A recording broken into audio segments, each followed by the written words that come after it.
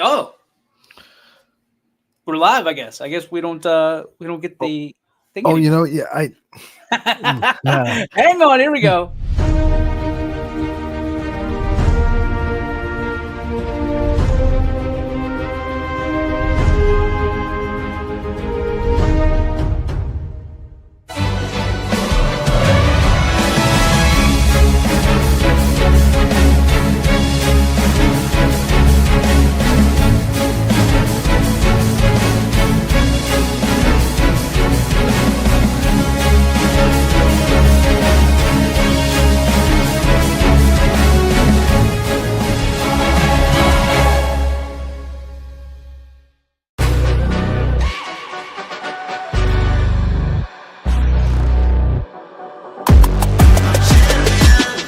This ain't no regular thing. Came for the ring, you know what I mean. I shoot my shot and it's clean. This from my city, yeah, this from my team.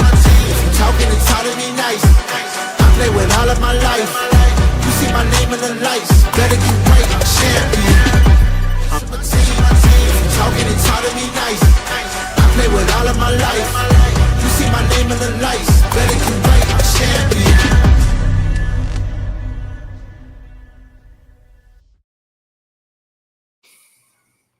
And we're off to a hot start here on a Monday. It is President's Day, February 17th. DJ Yoakley, Anthony Hartwig. What happened, Twiggy? What happened right there? No, it was because I used the main brand to do the recording where we don't use the intro, and I forgot to put it back up. So we recorded one this morning at 11:30 interview, and then I just didn't put the intro back up. You son of a gun. I know, Sabotage. Saboteur.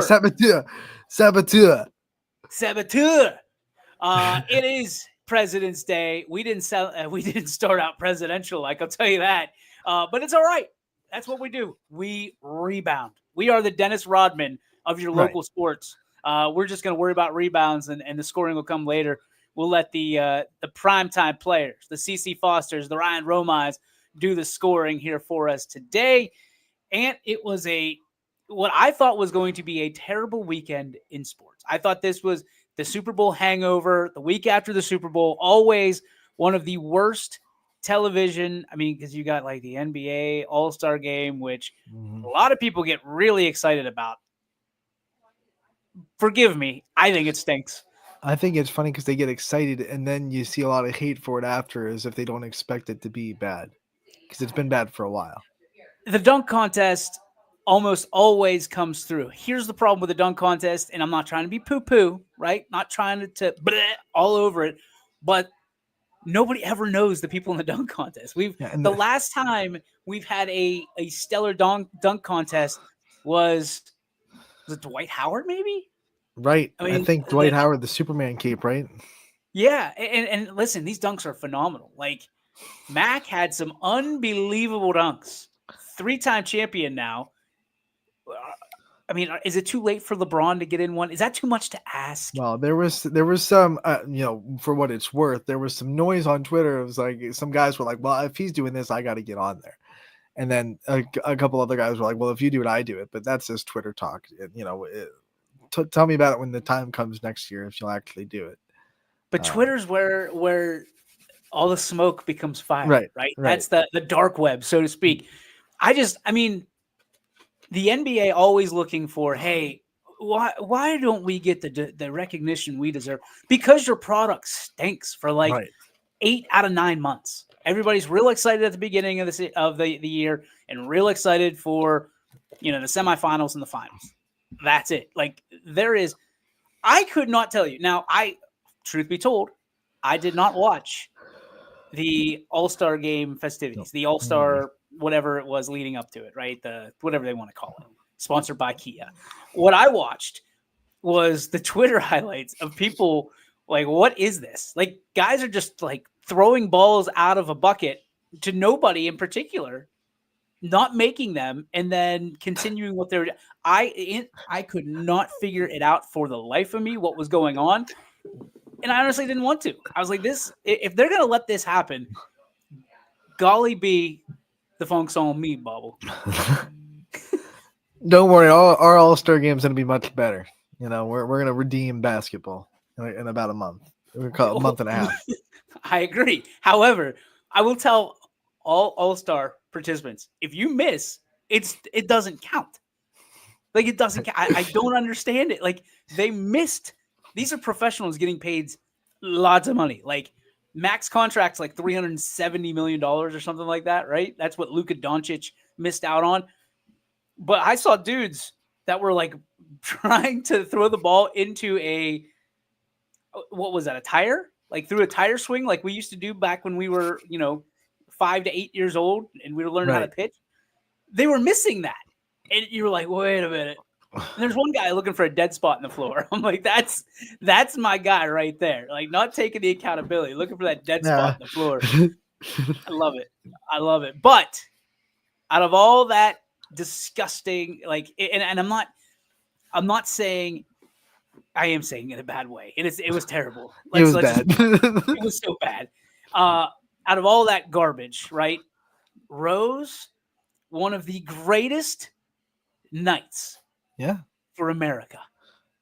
Man, did you catch any of that hockey game? Yeah. And I love that, like, the first 7 seconds there were 3 fights. 9 seconds, 3 fights. I love the post game press conference where the guys were like, we were talking about all week, this was a part of the game plan, setting the tone. We're gonna fight these guys, and you go out there and win. And the funny thing is, it could be a rematch in the finals if it will be out that way. It will be. There's no doubt. I mean, the ratings need it. Canada versus United States, especially right now in the political climate that it is, needs to happen. But dude, I think every American, every one of them, and this is another topic we're going to get into in a little bit, but it's not an Olympic year, technically. Like, it's 26 until next summer. But next winter. We're in the Olympic year, right? But teams are decided. Oh, Shane Davis is here with his little girl. Oh, hi. Do you want to come on the air? You want to make your debut? She's coming in. And Shane. How are you? What's up, buddy? What's up? Welcome. You want to say hi? Say hi to everybody? What's your name? Anina. Say Nina. Say Nina. Look at yourself there. You see yourself? She's all business, man. All business. Do you want to blow a kiss? Do you want to give DJ 5? B5? Yeah. Yeah. You look nice and warm. I like those boots. Shaner, good to see you, buddy. You too, man. Give me a call. I will. You want to get on too? Look at that. Look at that. Go Buckeyes. Face. Oh, jeez. You're out. You're suspended for good. Get out of here. You should have said go America. Go ahead. Go America. There it is. There it is. Nina, that was from Nina. That wasn't from Shane. Shane obviously roots for Canada and Russia. There's not a doubt in my mind. Also, one of the best presidential interviews we've ever had was Shane Davis 2 years ago, I believe. 2 years ago. But here's the thing, Ant. When we're trying to see that right back on the tracks, doesn't miss. Like a pro. Doesn't miss. They booed the national anthem. Canada booed our national anthem. If they would have booed both of them, I would just said that, okay, like even Stevens. No, they waited. They booed the American national anthem, and then they got their comeuppance in 9 seconds. In 9 seconds. The Kachuk brothers were America's heroes at that moment. And guess who tagged along with them? J.T. by God Miller of East Palestine, Ohio. Ladies and gentlemen, there it was. And there wasn't a happy... Now listen, there's nobody here that's going to say that was a great outcome for JT. That was not probably the outcome he expected. However, like a true East Palestinian, like a true American, he goes in there and picks out the biggest son of a gun. And he goes, let's go. Jailhouse rules. Let's do this. And he landed a couple haymakers, and he got a couple haymakers, and he ended up, I mean, I don't think anybody would ever say that was in JT's favor necessarily, but he did what he had to do. And I'm proud as hell of him. JT, you're out there listening. I know it. I know you are, because I know you've watched the show. I know that for a fact. And we're grateful. We're proud of you, buddy. We're proud of you. And the Tkachuk boys, hey, America. America first. Right there. Those Canadians, they can keep their bacon. We don't need it because we just kick their bacon. It's glorified ham. That's all it is. That's all it is. We're not about that Canadian bacon stuff. Give us some good old American swine. That's what we're looking for. I love that we also do it in the sport that's like Canada's sport. You know, it's supposed to be Canada's sport, and it's like, wait a minute. Hey, I hate to tell you, it's ours now. We it's ours now. It's ours. We took it. You're not getting it back, pal. You Canadians, you can have your maple syrup and your bacon and all that stuff. Hockey's ours now. It's ours, and you're not getting it back. And we're proud of it. And that was I know there's not a lot of hockey enthusiasts necessarily around these parts, but you didn't have to be. That was a fight for America, and it was incredible. And I loved every second of it. And I may have woken the kids up, getting a little excited when Jake Gensel, who a former Pittsburgh Penguin, who those of you who know, and yes, there might be a couple Chinese jerseys on their way to the Yoakley house via USA jersey, JT Miller, and New York Rangers, JT Miller. Right after you said America first, where we're getting jerseys from China. I might be tariffed on it, and I'm willing to pay that, right? I'm willing to pay that tariff, that 25% tariff, to get my JT Miller, New York Rangers, and USA jersey, and I will wear them proudly. This is the best I can come up with today. I mean, I've been amped up all weekend. It's good. All weekend. And I was so disappointed in basketball. And you know we love basketball. Right. But man alive, hockey stood its ground, and it was full display on Saturday night, and I couldn't have been happier. On the local scene, though, we had some dang good basketball. We had some of the best games we've seen all season, and we had some highlights, man. Look at the Louisville game, the way that ended the program, getting the dub. That? Where is that? Can we pull that up? We can pull that up. Can we cue that? Can you cue that up? Let's find. While we're doing that, we get to say thank you to our friends at Greenwood Chevrolet who sponsor this show. Thank you to Greg Greenwood and all the great people, hardworking people, I believe, out there right now on this President's Day. So if you're looking for a new or used vehicle right now, I'm sure they've got some President's Day discounts because nothing's open. The banks are closed. Schools are closed. All that stuff. They're waiting for you. Arms wide open like Scott Stapp. Like Creed. Like Creed. And not Apollo. Like what should be the Hall of Fame Canadian Christian band known as Creed. You cooking through those highlights, aren't you? Yeah. I'm gonna get it up. I'm gonna get that video up for us. It's great video, and the call is even better. Rob Johnson, dude, lights out. And what's funny about this is the people complaining about this is the worst basketball I've ever seen. All they do is, these slow passes. They're okay, pal. Thank you. First, thank you for commenting.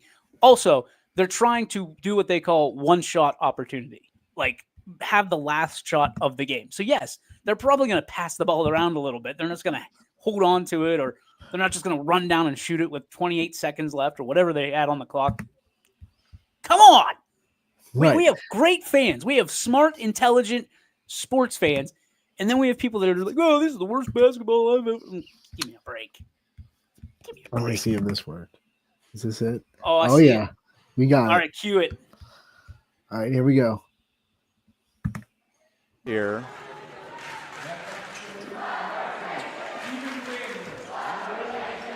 We're going to run this a couple times. Louisville has 2 timeouts left, so if they struggle off the inbounds, they can get another timeout here. Natchez does not have any.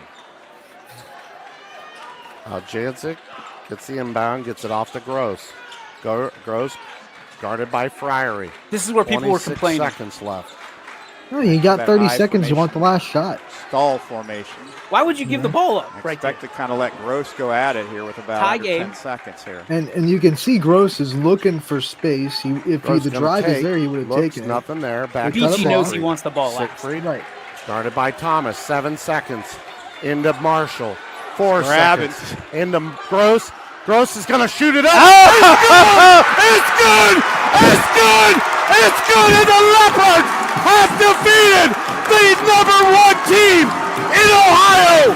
And the place has gone berserk! place is going berserk. BG hit it, folks. Wow.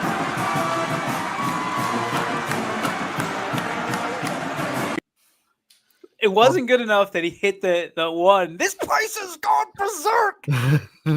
Rojo had to hit it twice. Rojo had to hit it. He had it in his mind. This is my opportunity. I'm running with it. I'm hitting twice. I'm hitting that button twice. The place is going berserk. I love it. BG hit it, folks. It's such a good call. It was. And it was a great game. And people are like, what's the big deal? What's big deal is that's the number 1 team in Ohio playing the number 2 team in Ohio. Across any division. And we're number one in the state of Ohio across any division. And it's 1 and 2 in Northeast Ohio across any division. It's a big deal. It was a huge game. You can see both crowds stacked. I mean, it's standing room only in Louisville for a reason. Electric. It's overtime. I mean, everything you want out of that matchup, you got. And the thing about it is, I mean, you look at something special in Louisville. Yeah, you're not kidding. You're not kidding, Will. There's something special happening with the program in Louisville. That is their nickname. That is their calling card. And boy, did they deserve it more than ever right there. Unbelievable. And I love the band going off at the end. I love the people storming the court. Like this had that old school feel. And when we talk about Louisville, we talk about Massillon. They still have that. Not that other places don't. I want to preface this. Not that other places don't have that love or that communal aspect. But man, I'm not sure that anybody carries a stick right now like Louisville. Across the board, Ant. Across the board. You look at the big wins they've had this year. St. V's goes down to Louisville. They went to California and played some of the top teams, not just in California, in the country over Christmas break. These were teams that were playing that were basically like Division I Power 5 feeder programs that just travel the country and just play basketball. To send people to your Dukes, your North Carolinas, your Floridas, your Texases. And Louisville is playing those kind of teams. They weren't scared of that. They come back home. They beat just about every big team in Northeast Ohio that you can possibly beat, including St. Iggy's. I mean, it's chips on the table. There you go. Now they just have to go take care of business. There's no one they can't beat. They've proven that in their division. Go take care of business. I'm with you. And Will's excited. Freshman, JV, varsity, all won this weekend. And that's something we don't talk about a lot. There's a lot of people that put a lot of stock into that, but for us, obviously we have to focus on the varsity. Mm-hmm. But when you look at it, there's a lot of people that, chips are in. This is the program. The chips are in the middle of the table. It's now or never for Louisville. But, that's right. It's not, because we got guys coming up, and then we got guys coming up after. It must be like kind of what you felt like when like the British came in, soldiers wise, like back in the day, just one line, next line, and right. You got some cannons after that, by the way. So good luck. All in uniform, Navy behind them. America still won. Twice. Twice. Undefeated. They came back and they wanted some more, and we gave them some more. Back-to-back World War champs, and we took your tea too. And then we saved your butts in the 20th century. You're welcome. By the way, welcome. I don't remember receiving a thank you card, but you're welcome. Canada, you're welcome too. You're welcome too. State number 51. We're playing for pink slips on Thursday. We're going. I really can appreciate what kind of ball that we had going on this weekend. Expected. Mm-hmm. Crestview. 70-6, right? Maple, something like that. Yep, 70-5. 75, sorry. Maplewood, same score against. Those were the expected, but then we had some thrillers that you get out of the sectionals. South Range wins with 2 seconds left. Heidi Bartels goes to the line, down 1, hits a pair of free throws. Raiders win by 1 after being down almost the whole game. big win for the Raiders. Poland falls in a very close game, but it was just as exciting. They get a last-second shot. They couldn't hit it, but we had some thrilling games. Big win. Niles, big win. Columbiana goes to overtime, falls to Waynedale, unfortunately, but we previewed how much of a tough task that was going to be just to get past Waynedale in that bracket. So we had some really good sectional games, and laced in there with a lot of blowouts. And we've got a lot more on Tuesday. And we've got a lot more people that want to sponsor games on Tuesday, which we couldn't be more grateful for. Again, if you are looking to sponsor a game, if you're looking to see a game and have it broadcasted by YSN, we just ask you to sponsor. All you got to do is send a message to us via email, via social media, anything like that. We'll take it from there. We'll make sure that the games get on with that sponsor. And we have hopefully within a little more than 24 hours. If you guys give us 24 hours, we're good. We got a couple messages over the weekend. It was like, hey, was it 4 o'clock, 4:30? Yeah. And they're like, hey, the game's at 7. Can you get, no, sorry. Like that's a tough task, because when you're standing there and you already promised your kids they're going to go to Chuck E. Cheese or whatever. Yeah. And we get it, because we put the graphics up and they're always going to, lead to those messages. So we'll be there on Tuesday. And when you are, come right back and we'll get you taken care of. Yeah. But we appreciate it. That was the precipice of that little diorama of information we just laid out there for you. We have 2 great interviews today. Anthony, Ty did a great interview with Ryan Romai, who is the all-time points leader in Jackson Milton, and had just literally just rewriting the record books out there for the Blue Jays. Excited to have Ryan on the show today. Also had an interview with CeCe Foster over the weekend, who is the South Range senior sharpshooter, and I think she had a 6-point effort on Saturday that helped the Raiders get to the next round, which, as you kind of already mentioned, they were down 17-7 after the first. Yep, and then still down 10 at halftime too. So goodness, and like you could feel it. Like I'm getting updates, and I'm like, oh gosh, I feel so bad. And then last text I got was, hey, we won. And the good thing about that South Range team is they almost always play really, really good defense that'll keep them in games. So when you're down by 10, but the other team's only scored 27 points in the first half, you get like, hey, if we find some offense, our defense is doing its job, it'll keep us in this game. And they only allowed 12 points in the second half. 27-38. So 11 points in the second half. So that defense is always going to keep the Raiders in a game. So now on Tuesday, home game. They the play Dome against Girard. Round 3 with Girard. Girard up 2-0, right? Correct. But they're both close games. Well, and that's they talk about the hardest thing to do in a season is beat a team 3 times. They talk about it in football. Any sport. The hardest thing to do is beat a team 3 times. And on top of that, I would imagine if there were a bookie somewhere out there, the Raiders would be the underdog in this scenario.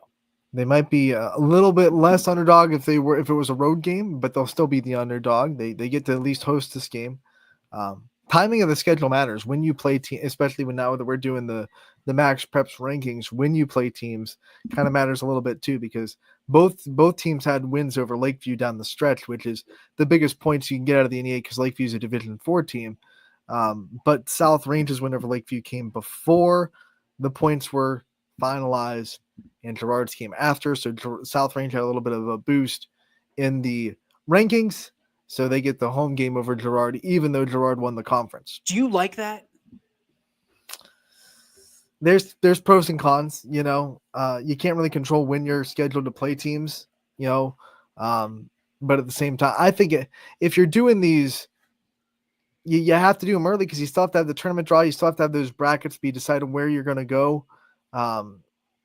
Girard can say that they're mad about it, but they also picked that bracket, so they knew they were going to go up against South Range if South Range won on the road. So they kind of understood that when they picked it. So at the same time, you can't be, you can't feel too bad for them because they had their choice and they picked that one. They thought that was the best chance of winning a district. So that's where they picked it. And they're going to be confident. They've beaten South Range twice. They've won on the road at South Range. You did that game.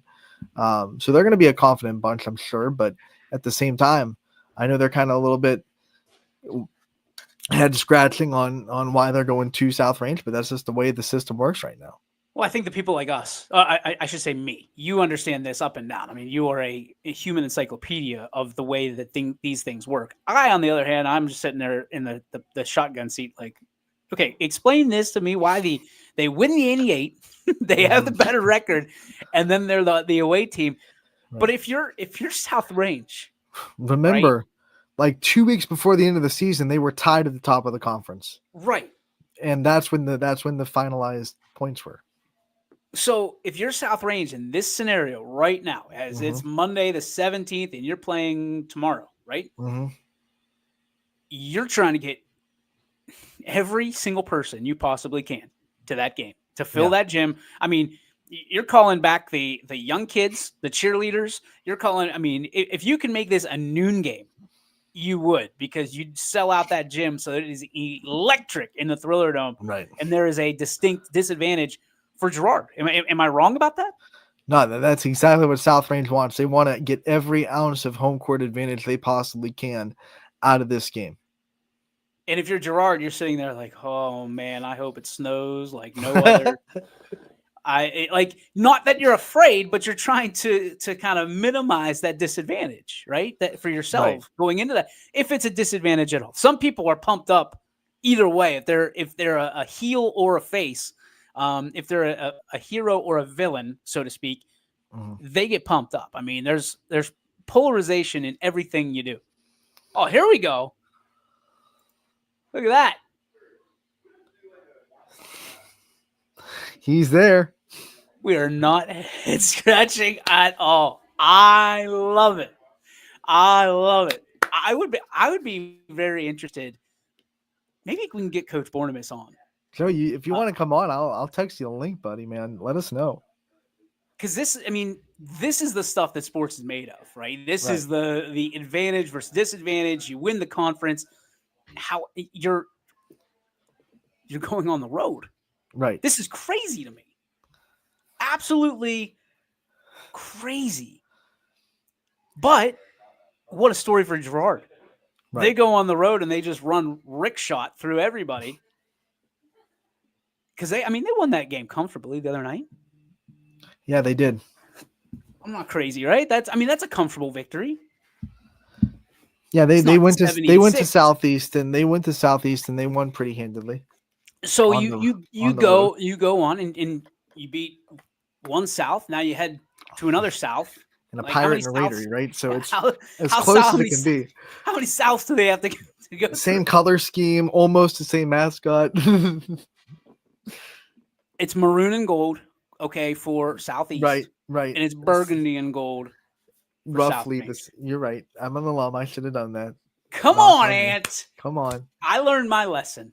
It's in the alma mater. South Range is always burgundy and gold. You never change that. And we had a history lesson on that very early in the YSN Power Hour. Paul Munson gave us the history lesson on that about the selection of the Raider, because there was a bunch of different ones that were on the table, and it almost was silver and black, if I remember right. Yeah, I think so, because they wanted, and that was a long time ago when they merged the two schools from North Lima and Greenford. It was the North Lima Zippers and the Greenford Bobcats back in the day. So basically the same thing. Yes, Shade, you're absolutely right. It's basically the same. We're trying to run a tight, buttoned-up program here, okay? We're not going to get into a fight with alums over colors. Burgundy and gold, maroon and gold. Right. And the only reason I know that is because I was sitting literally right next to the cheerleaders as they were yelling maroon and gold. And I thought to myself, there's your difference. There's your difference right there. Maroon and gold and burgundy and gold. I'm not even sure what shade burgundy is. I'm going to be honest with you. It's like when you're in one of those Home Depots and they've got all the different colors on the palette. Couldn't tell you. Like if you held up burgundy and gold or burgundy and maroon, I'm not passing that test. Nah, me neither. I think I might even call it brown if I'm standing far away. I would probably, if one was darker than the other, I'd probably take Burgundy as the darker. I think Burgundy is supposed to be a little bit more on the purple side. What we got here? So what did you guys think of the man defense coming out versus Southeast, not allowing a lot of threes? That's what Girard always plays. I mean, they're in there. They have the horses to do it with Gassman, Wilkes, and White. And when you're Southeast, you've seen them. They want to shoot the perimeter jump shot. You took them out of that thing. If you play zone against Southeast, you're playing into their hands because you're going to give up open looks. So I think Girard kind of knew, hey, Southeast, one chance to beat us is if they hit looks from three, and we're not going to let that happen. And they obviously didn't let that happen. Do you think, and this is something that we've talked about before off the record, do you think that teams, especially nowadays, live and die more by the three ball? Mm-hmm. I do too. But especially on the boys' side. No knock on them, but they see it in the NBA. They want to emulate it. And there's a lot of teams that will come down and jack up threes a lot. Caitlin Clark does her own fair share of threes. Yeah, but it's not as I see dads out there trying to get, their daughters out there. It hasn't trickled down as much in the high school girls game, at least in the games that I've seen yet. Tick, tick, tick. Tick, tick, tick, Anthony. It's coming. It takes a minute. It's the avalanche. But it's a little bit more there prevalent in the boys game right now. Shane agrees with you here. But there are some girls teams in the area that do have really good 3-point shooters that if you take them out of that game, they're going to struggle a little bit. One particular 3-point shooter that Girard is going to have to... Perfect segue. Yeah. See how I do that? Bait and switch, my friend. On to that 3-point shooter that is the sharpshooter of the South Range Lady Raiders. At this time, we bring in the only senior on the South Range roster, ladies and gentlemen, Cece Foster. Welcome in, ladies and gentlemen. It is player profile time for the South Range Lady Raider basketball team, and there is only one senior that stands out. There's only one senior amongst them with the veteran savvy that has come to be Raider basketball here in 2024-2025. A young lady that I have known for a long time who has character, finesse, grace, attitude, as well as one of the best people you are ever going to want to know, the leader of the South Range Raider basketball team, and one of my favorite people in the world. Ladies and gentlemen, Cece Foster. Cece, congratulations. Your senior year. Thank you. Here. You're welcome. It doesn't feel real. I mean, I remember when we started the Coaches Corners back in your house with your dad, and you and your mom were like eavesdropping on all our conversations and doing all that stuff. You are now, you're a wonderful young lady then, but now you are I don't even know how to describe. You are a princess. You're a queen of the court, and you are here. It's your last. I mean, I promised your mom and your dad I wouldn't get emotional. It's your last player profile. What has this year been like for you? Your senior year, your senior campaign, just as a whole, not even getting into basketball yet. It's been so much fun. I have just really had so much fun. I mean, I try to take in everything, and I know it goes by fast, so I just wanted to enjoy it as much as I can. So that's what I've been doing. One of my favorite stories ever is going to be your freshman season playing with your sister on the volleyball team. I know that it's a memory that you hold and cherish very, very close to your heart. What did you learn that season from your sister? What did you learn that season about yourself and how you wanted to kind of conduct yourself moving forward? And now that you're a senior, how do you want to pass the torch and the baton onto the freshmen and sophomores and underclassmen for South Range? I learned from her really how to be a leader. I mean, being a freshman playing varsity, I had obviously never done that before, and she taught me a lot of things and a lot of helpful tips and stuff. So, I mean, I just want the underclassmen to learn from me how to be a leader and try to follow my footsteps. So, and obviously starting at East Palestine, making the transfer to South Range, it was a tough decision for you naturally to leave your friends and kind of go to the unknown. How has that decision, been over the life of, leaving as a sophomore and then now being a senior and the only senior on the South Range basketball roster? How has that decision kind of paid off for you? I mean, it was a hard decision to make. Obviously, I had been at East Palestine my whole life, but I just thought that was best for me, so I made that decision, and I mean, it's really paid off for me. Like, I feel like I've been at South Range my whole life. Like, I really fit in at South Range. I mean, everyone has been so welcoming, and it just feels like home. So that Raider culture, I know it's changed you over the last 3 years. Friendships that I'm sure that you had to build kind of while the plane was in the air. I know some of the first meetings, the first practices were tough for you because you didn't really know people, but you glided into those circles and certainly became the leader of them. How has that progressed you as a person? How has that helped define your character and who you want to be moving forward? It kind of showed me like how outgoing I am. I never really thought that it was like, not saying like it's that easy to make friends, but like for me, I noticed that about myself. So like going into college, I know that I have that, and I can just, I don't know. I think it was a lot easier than I thought it was going to be. I think the people really helped out, but I learned that about myself, I guess. When you were talking about this year in particular about basketball, you have naturally turned into a leader because you had to be as the only senior on the roster, but also you've turned into quite the sharpshooter on the outside, making a career night, over 20 points earlier this season. How have you gone from being a supplemental part of the scorebook to having to lead some nights on that floor? Last year I wasn't like a big scorer. I mean, I've always been a 3-point shooter. That's what I enjoy doing the most. I kind of just stand there and shoot. But I think it like really started to click for me this year. I mean, I put in a lot of work over the summer. I just work on shooting a lot. So it's nice to see that pay off in some of the games. Nights that the ball isn't going in. We all have them. You talk to any shooter. What are some of the things that are going on in your head on those nights that the ball just isn't going through the bucket? Well, I usually just keep shooting.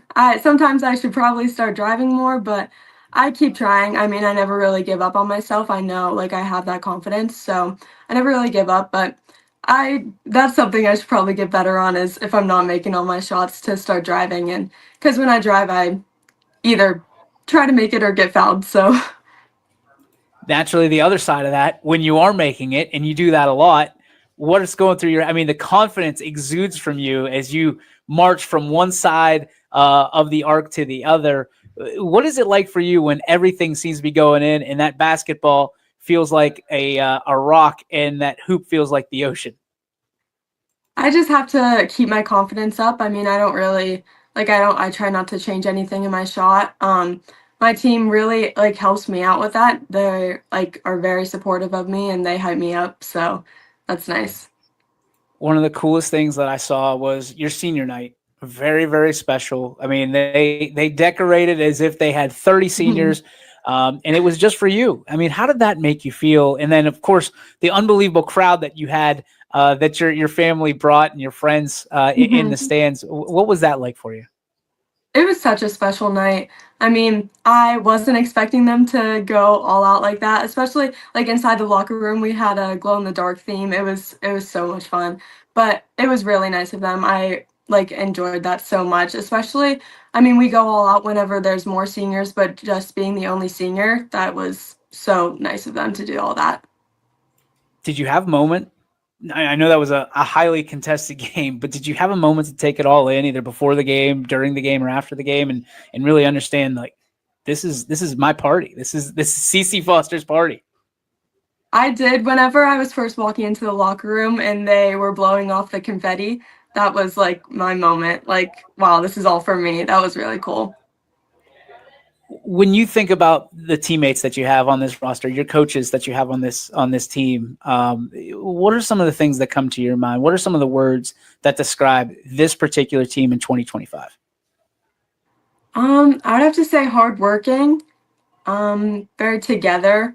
we're a very close team this year, so I enjoy that. And I don't know, hardworking's like one of the big one that comes to mind because we all are in the gym all the time. Like some nights we'll have people come early, some nights we'll have people stay late. Like it's just we all want it bad. So when you think about what the legacy you want to leave at South Range High School and wherever you go, what is it? What do you want people to remember you for? How do you want people to remember you as a student athlete?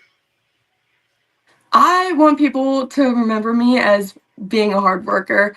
I mean, I never want to be remembered as like someone who is lazy or someone who's, I don't know. I would just always like to be remembered as someone who puts in the work and tries their hardest all the time.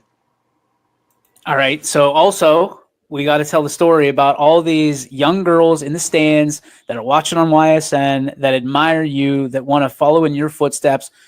For you, who was it growing up that you admired, on the floor, on the turf, wherever it may be? Who were the people that you looked up to the most growing up as little CC Foster? I think from my dad being a football coach, I really looked up to Parker Sherry. He was a big, like, hard worker. He started varsity as a freshman year and, like, all throughout high school. That was, like, a very big leader that I looked up to. And how does it feel that others are looking up to number 4, wearing burgundy and gold and thinking that I want to be like CC Foster one day? What is that like for you? Have you been able to comprehend that yet? Not really. I mean, that's really cool to me. I got a text from Coach Fischel the other day saying that like his kids were talking about me and saying that he wants his kids to grow up like me, and that's just really cool. Like one of the days at the game, it was last year I think. The littlest one, Carmen, she came in and she had her hair done like me, and that was just like cool to see. She was just like, I want to wear my hair like Cece, and that's just not even just that, but the way that she looks up to me. That's really nice. So I guess the questions remain. I mean, I know you've thought about at least playing spring sports. Is this the last time that we'll see CC Foster gear up in a South Range uniform? This particular winter? Time. Yep, this will be the last time. And have you thought about kind of the emotions? Have they set in about what it's going to be like to put those sneakers on one last time, to put that uniform on one last time?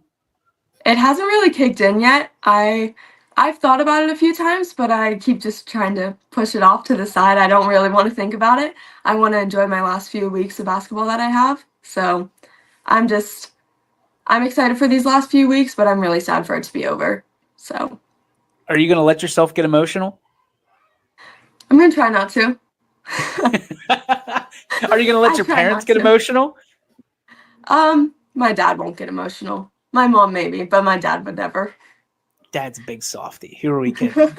he'll be blubbering like an idiot in the stands. No, I mean it's. I guess that's the unknown, right? You don't know how you're going to react to it. Obviously, if you win, you keep going. So ultimately, that's what you want to do. But every time you lace those shoes up, it might be the last time. So I would give you the advice of let yourself be yourself. Like if you're going to be emotional, it'll sneak up on you, and just do it. Because I mean, you're going to the Ohio State University. You're not planning on playing any sports there. So to be able to have your emotions here, you're probably saving yourself some therapist bills in the future as well. Talk to me about going to the Ohio State University, why it was so important to you. It really was the only one on your radar for quite a while. Why do you want to go to Columbus? That's just always been like a big one in my family. My aunts and uncles went there, all my cousins went there. So that's just we've always been big Ohio State fans. So I don't know, that's just been my main one. Whenever I was applying to colleges, I realized that like out of state was just not for me. So Ohio State was definitely my top option. And once I got in, I was just so excited. So is there a particular avenue you're going to take down there from a studying point of view? I'm thinking about going into finance, but I'm not dead set on that yet. So I don't know. Counting G's and sinking threes. CC Foster. I I love it. I think that you're going to have such a good time down there, but I also know that your studies mean a lot to you, and you're very competitive. So naturally that's a pretty good avenue to go. If you're going down to Columbus at the Ohio State University, I think you're going to have a good time. And again, you have family down there as well. So you're not going to be lonely, right? I mean, what are you looking forward to most about heading down south? I'm excited to just so I'm excited to be at Ohio State, but obviously I'm excited to be closer to my family. Like my cousin, she's going to have a baby at the end of August, so I'll watch the baby grow up. That's really exciting to me. And just if I'm having a hard time, I can go spend the weekend at my cousin's house. That'll just be so much fun. I'll get to see them more and be closer to them. All right, let's take it off the floor from a South Range perspective. Favorite subject in school? What is it and why? Math. I don't know. I just love working with numbers. I know that's weird, but it's just fun to me. That's just what comes easiest. Well, if you're going into finance, I would hope that you like working with numbers. Otherwise, we probably want to think about something else. Teacher-wise, I mean, who have been some of the influencers on the way up? You have an interesting, background being at two different schools. Who are some of the teachers that helped you out along the way? Definitely Mrs. Fischel. She has been by far my favorite teacher. I mean, obviously I'd have to say my dad too, but Mrs. Fischel, she's just really been there for me in the classroom and outside of it. So I appreciate that a lot. What's one of your favorite memories of high school life? Ooh, that's a good one. I don't know. I would say probably the homecomings and proms, all the dances, and just all of I enjoy school, but all of the outside school activities. I enjoy the football games. All those are just so much fun to me, and being with my friends and getting to do that is so fun. Who was one of the biggest influencers when you made it into high school? I would say my sister, probably. I mean, I always looked up to her going into it. Was nice having her be a senior whenever I was a freshman, because I got to see her go through her high school years while I was still in middle school, but then I got to also spend a year with high school with her. So I've always looked up to her. We know you love shopping. Where's your favorite place to shop, and what do you do? What do you buy yourself when you want to treat yourself? Oh gosh. I would say my favorite. Okay, we'll start with my favorite thing. My favorite thing to buy is a new. I always get the new Lululemon keychains because they're expensive, but if I really want to save up for it and treat myself, I just get them so I can change them out for different seasons. So I have different colors. But I don't know where my favorite place to shop is. Probably. I don't really know. I like going to the expensive places, but I don't buy anything. But I like looking at the stuff. That's always fun for me. What's the hang on. Uh-oh. My mouse died. Hang tight. This is why live kind of stinks. All right, there we go. What is the go-to order? If you were on I don't want to say if you're on death row. If you had one order left in your life, what would you order? You can order anything in the world. What would it be? Oh gosh. Okay, I would order. This is kind of weird, but it's this it's this restaurant called Peace and Plenty, and it's in the Bahamas, and they have the best cheeseburger ever. I would order that, and that's all. Just a cheeseburger from this restaurant. Yeah, it's so amazing. I get it every time. It's so good. No dessert. No anything else? I think for dessert, I would get hummingbird cake. I love hummingbird cake. My Aunt Joanne makes it, and it's the best thing ever. It's so good. What in the world is hummingbird cake? It's it's like a carrot cake, but instead of carrots, pineapple. Oh, it's so okay. Good. It's so good. And then it has the best icing ever. It's so good. All right, you're going to get a drink, a Dunkin', Starbucks, whatever. What are you ordering? What's your go-to? Okay, well, Dunkin', I like Dunkin's coffee better. So from Dunkin', it would have to be a medium French vanilla iced coffee with 2 cream and 2 sugar. and that's it. It's so good. And then from Starbucks, I get an iced matcha latte with 3 pumps of chai and vanilla cold foam. I actually just got it like a few hours ago. This morning I got it. How do you even develop that? Like, how does that even become a drink?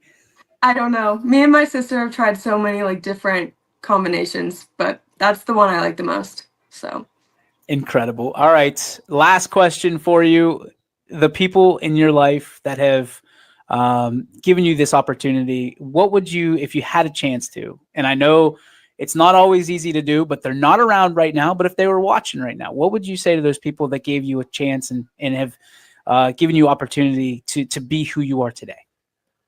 I would just thank them. I mean, making me who like the person I am today. I don't know. I am thankful for the people that I have always looked up to and for having like such a good family and friends and surrounding myself with so many good people. I would just thank all the people for just always being so nice to me and giving me good, like being good role models, I guess. All right. I lied. Last question now. What is your favorite part of being CC Foster? Oh gosh. Oh, that's a good one. I would have to say all the people I like surround myself with, just like how many good people I have in my life and being able to spend the time I do with all these good people and having the relationships I do with all these people. So great answer. Great answer. CC, it's been such an honor watching you grow up into the young lady you are today. We're so proud of you. Can't wait to see you do so many great things in the future, even if it is away from sports. You're doing some great things on the floor and in the classroom right now. So we thank you for being a great role model to all the youngsters out there, and continued success to you, young lady. We're proud of you, and God bless you. Thank you. There she was. CC Foster. I mean, those ones are the tough ones, Ant. Those ones are the tough ones. When you know them so well, you're a fan of them on and off the court, which we are a lot. But when you know them just a little bit better than you know everybody else, those are the tough ones. And you can tell the ums and the ahs, those were because I knew the answer, but I wanted to try to sneak attack. Yeah. But there's no, I mean, she kept her calm. She did such a good job, as all of these athletes do. Another one we're going to be having on the show. Ty did a great interview with Ryan Romai, and this one happened about a week ago or so. Yeah, right after, not too long after he broke the record for the program scoring record at Jackson Milton. The coolest part about all of this is in 20 years, whether they still hold the record or not, whether Ryan still holds the record or not, he's going to have this to show his kids or his, nephews or nieces or whoever. That's why these are so important. That's why these are so cool. So without further ado, ladies and gentlemen, the all-time leading point scorer in Jackson Milton basketball history, Mr. Ryan Romai. What's up, everybody? Ty Bartellen with another edition of Player Profile. This time we head over to one of the seniors that are friends in North Jackson Township, Jackson Milton Blue Jays, Ryan Romai, the scoring king of the Blue Jays, joining me today. Ryan, how are we doing? Good. How are you? I'm not doing too bad, and you're not doing too bad this season either. You've had quite a eventful, memorable season. It's been an interesting one for you guys, a season of ups and downs, but you guys are, I think, one of the hottest teams in the second half, too, with who you've beaten and how you've been able to lead your team. Talk to me about just being a senior leader for this team and this group of guys, too, and what you've seen growth-wise from all the younger guys underneath you. Yeah, I mean, being a senior leader on this team is really important. We've been playing together since third grade. We're just out there having fun at this point in the season, and it's paying off, having fun. And leading these younger guys, I get to show them how, like, the different levels of basketball, like going from 8th grade to high school, JV to varsity, they're all different. So me being able to show them and help them with those different levels just means a lot. And I've seen so much improvement from all the younger guys, and it's just amazing. What's the biggest thing you think you've progressed and improved in from freshman year to now on the basketball court? Personally, I think my leadership and talking on the court has gotten way better. I mean, I've had leaders like my brother in the past, and so just seeing him helps me as well become a better leader. And I'd say my freshman year, sophomore year, I was more quiet out there, And now I'm just taking charge. And like I said, we're just having fun, all of us. How much did that experience with Aaron kind of help you going into your upperclassmen seasons to it and starting to kind of take the bull by the horns with the leadership role? Yeah, I mean, I couldn't have asked for a better leader on the basketball court. I mean, he was always there for me. He always had confidence in me, which also helped me develop as a player as well. So just having him out there those first 2 years of high school meant a lot. So of course you got to give love to Big Bro too, and he obviously helped out. But Big Bro doesn't have the scoring record at Jackson Milton. That's a record that belongs to you. Talk to me when that started becoming like a realistic goal for you two, and you saw it in grasps for you to be able to say, hey, I can actually accomplish this. Yeah, I mean, it was always a goal for me personally, but I wasn't really focused on it till maybe the start of this season. So yeah, at the start of this season, I just really was like, man, I really want that because it's very attainable for me, and I got it. So what's that feel like to know that your name's at the top of that list too, and it's going to be in that top 5 list presumably for years to come at Jackson Milton? Yeah, I mean, like I said, it means a lot. I've put in a lot of work for this, and it's nice to see it paying off. When you talk about the work you put in, when's the first chapters of the basketball journey? When were they written? When you first remember having a basketball in your hand and dribbling? Probably like first grade. I mean, it goes, me and my friends, we go back all the way to playing in like this league at this church called Upward Basketball. My brother played, we all played together. And that's really the earliest memory I have of it, and just fell in love with it from there. What was some of the biggest advice youth coaches gave to you that kind of kept you in the sport of basketball, that kind of guided you going through middle school and high school? Yeah, growing up, I've pretty much had the same coach my whole life, which was my dad, and he's still here with me, coaching at the high school level. So just him always being there to give me advice, help me. Even if I play bad, I play good, he's always there to give me something to improve on, which I can't appreciate more.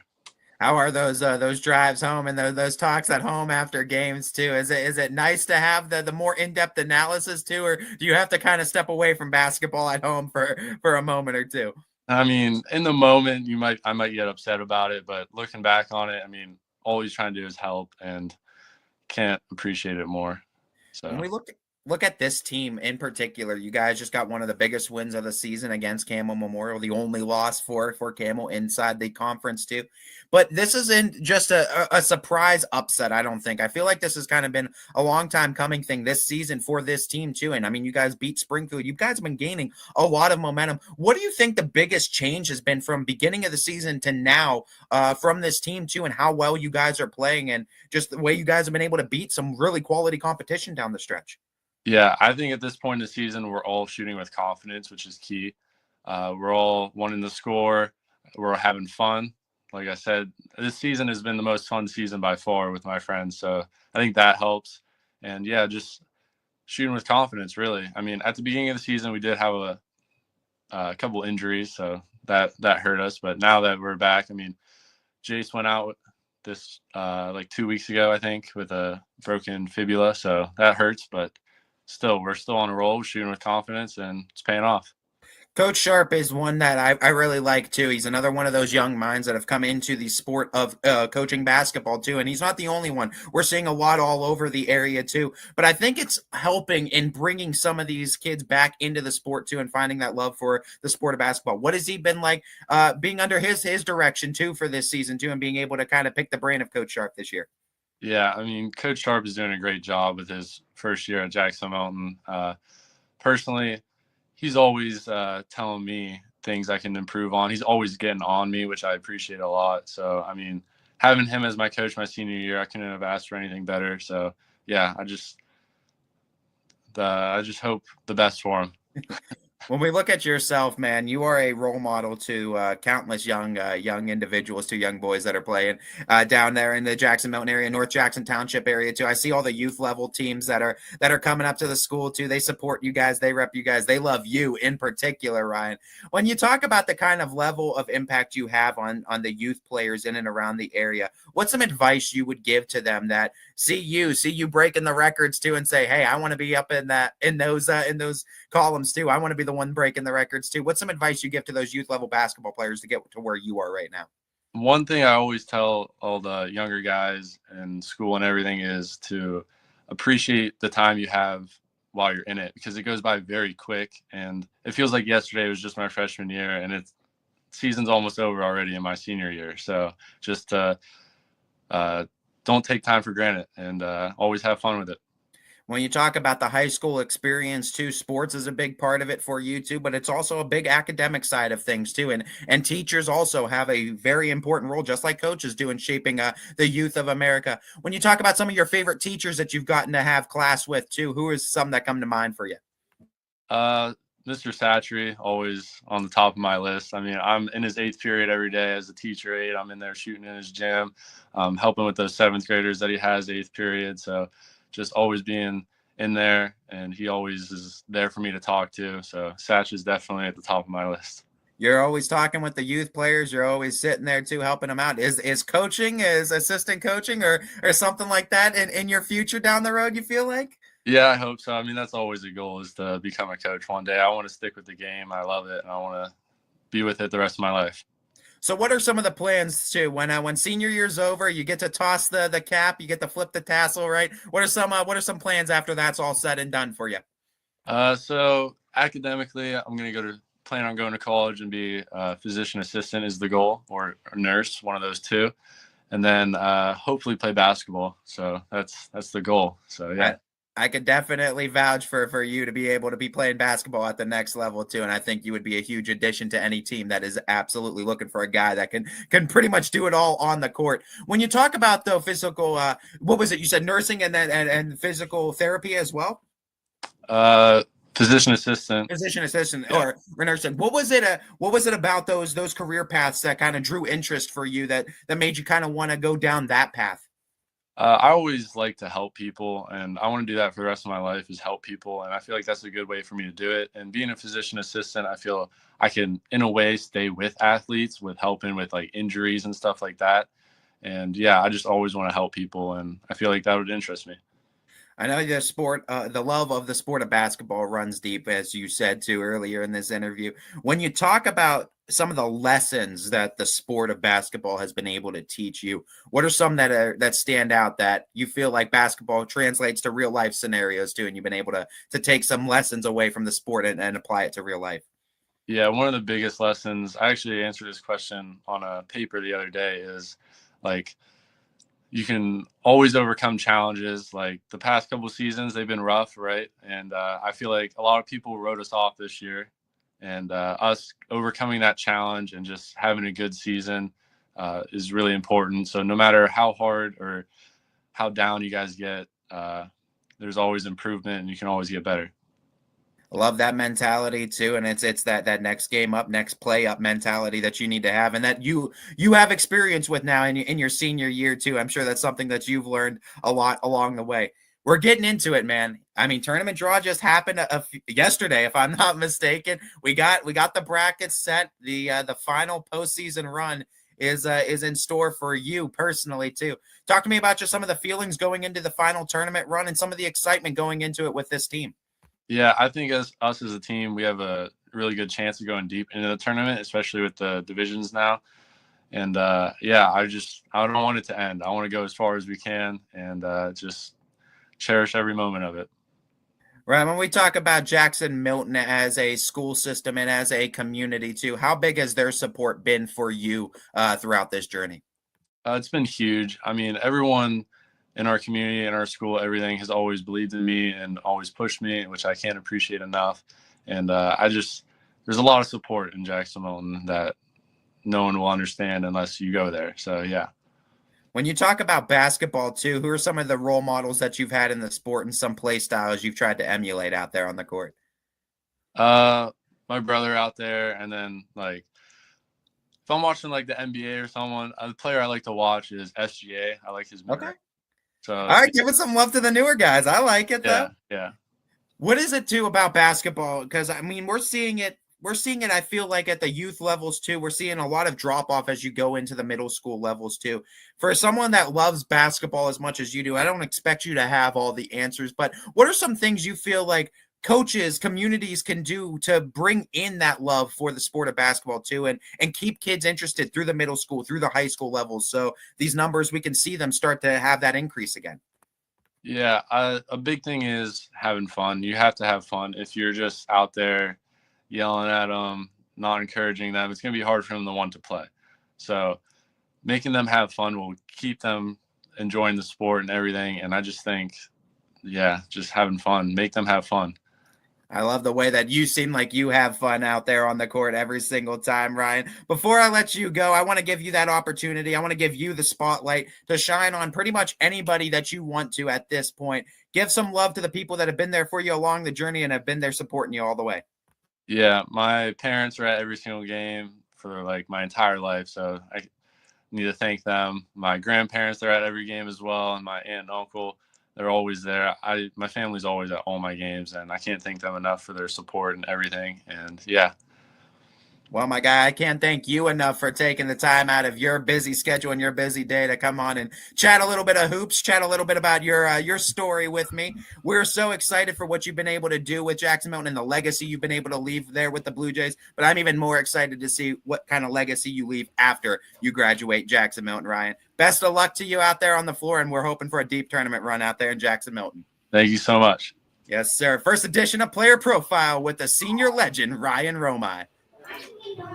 What a great interview with Ty and Ryan Romine. I mean, I could have sat through another 10 minutes of that and just, I mean, to pick his brain. You know, some people think that these kids are out there and they're just having fun. You know what I mean? But there is a cerebral kind of, I want to, dare I say, vulture-like mentality to some of these kids. And it's, listen, your body's dead. I'm going to keep you down. I'm going to eat you. You know what I mean? And Ryan Romine, I don't think he's a cannibal. I think on the floor, he will eat you up in anything you give him. And he's been living proof of that with what he's been able to do. And we say this a lot, and I'm not trying to butter anybody up, but let's be real. Like, that young man is going to be great in whatever he does because of the mentality that he has on the floor, in the classroom, is because he's a competitor. He's a freak. Yes, he is. He's a freak competitor, but he's a competitor nonetheless. And I think that young man we're going to be talking about him 20 years from now being a guy that has impacted this world in a much bigger way than basketball. Yeah, I think he really benefited from being able to grow up in sports with his brother right in front of him, with Aaron Romine, and what he did and what he was able to do for Ryan Romine, watching those two play together on the Jackson Milton court until Aaron graduated. Now it's been Ryan's show. But the first 2 years to be under Aaron and to be able to watch him play and those two being on the court at the same time, I mean, Jackson Milton was so hard to stop when you had two of them. Now they're equally hard to stop because Ryan Romine has just kind of stepped up his game a little bit. He's a lanky guard, tall, and those kind of guards are always hard to guard on defense because there aren't a lot of high school teams, especially in the MVAC, that have the length in the front court to guard that if they can shoot really well. I mean, it reminds me a little bit of when South Range had Brandon Pluchinski. I mean, we've seen how tall that kid is, but he could also shoot the lights out. He has the South Range 3-point in the game record. Pretty okay for a golf, reason, by the way. You know, and he's pretty good at golf, but he was pretty dang good at basketball too because of his length. He was so hard to guard as a shooter. Ryan Romine is kind of the same way. Just a reminder, too, that this previous segment was brought to you thanks to our friends at Toyota of Warren, Tito, and the whole crew out there in Warren, ready to take care of you for a new or used vehicle, just like the Toyota Tundra that I drive to every single game. Man, I drive in style. It's a giant billboard. Yes, I know, but I love it. People honking at me all the time. Can't pick my nose in the vehicle, just so you know. Nope. Like, it's one of those times. I'm never alone, man. I'm never alone in that vehicle. There is never a moment where I'm like, man, I think that I can do something stupid. Nope. Guess what? Because there's YSN all over it. Yep. All over it. And it's all thanks to our friends at Toyota of Warren. Anthony, it is now time for, I think, one of the favorite parts of this show for so many. It is the Joe Dickey Electric What's Your Spark? Presented by Joe Dickey Electric. They are everything electrical, and you can visit them on the web 24/7 and yes, 365 at DickeyElectric.com.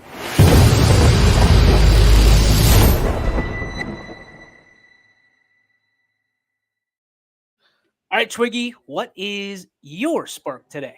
I love that nickname, by the way. It was in my family for a little bit. Now, it's having a revival.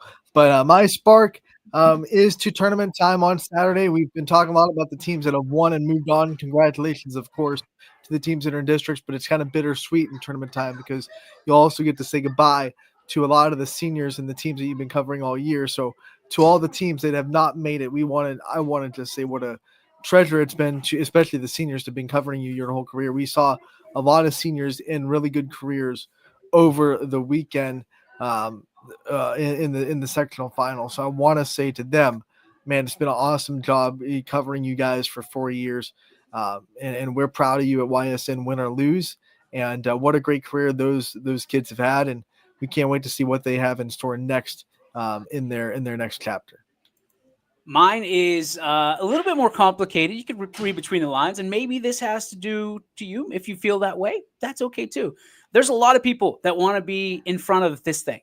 Behind this thing, behind the microphone. It's a little bit tougher than you realize. And there's a lot of people that consider themselves, shock jocks or shock media.